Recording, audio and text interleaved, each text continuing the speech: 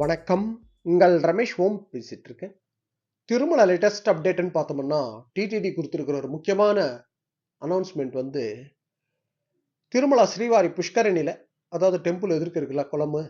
So, அதுல வந்து பக்தர்களுக்கு குளிக்கிறதுக்கு அனுமதின்றது இப்ப நான் சொல்ற இந்த டேட்ஸ்ல வந்து அனுமதி கிடையாது. பிப்ரவரி 20ஆம் தேதியிலிருந்து, அதாவது நேத்து வந்து பிப்ரவரி 20ல. ஸோ, பிப்ரவரி 20ஆம் தேதியிலிருந்து மார்ச் 5ஆம் தேதி வரைக்கும் பக்தர்கள் புஷ்கரணியில குளிக்கிறதுக்கு அனுமதி கிடையாது. ஓகேங்களா?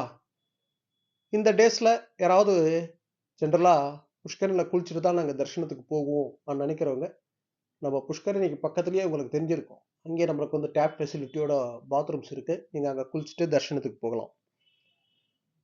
ஏன் அனுமதி கிடையாது இந்த டேட்ஸ்லன்னு பார்த்தோம்னா, திருமலா ஸ்ரீவாரி தெப்போற்சவம்ன்றது பிப்ரவரி 26ஆம் தேதியிலிருந்து மார்ச் 2ஆம் தேதி வரைக்கும் திருமலா ஸ்ரீவாரி புஷ்கரணியில தெப்போற்சவம் இருக்கு. பிரம்மாண்டமா நடக்கும்.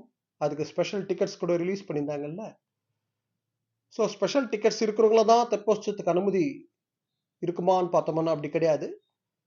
டிக்கெட் இல்லைன்னாலும் நம்ம புஷ்கரணி ஸ்டெப்ஸில் உட்காந்துட்டு தெப்போற்சவம்ன்றது பார்க்கலாம். அந்த டிக்கெட்டை வாங்கினவங்க வந்து தெப்போற்சவம் ஸ்டார்ட் பண்ணும்போது ஸ்ரீவாருக்கு அங்கே பூஜை பண்ணுவாங்க. அங்கே முன்னாடி உட்கார வைப்பாங்க. ப்ளஸ் தர்ஷனத்துக்கு அலோவ் பண்ணுவாங்க. ஆன்லைனில் புக் பண்ணவங்களுக்கு.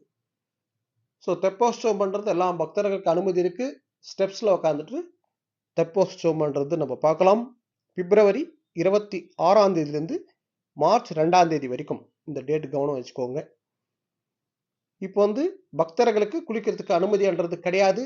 அந்த டேட் பார்த்தோம்னா பிப்ரவரி 20ஆம் தேதியிலிருந்து மார்ச் 5ஆம் தேதி வரைக்கும் பக்தர்களுக்கு குளிக்கிறதுக்கு அனுமதி இல்லை.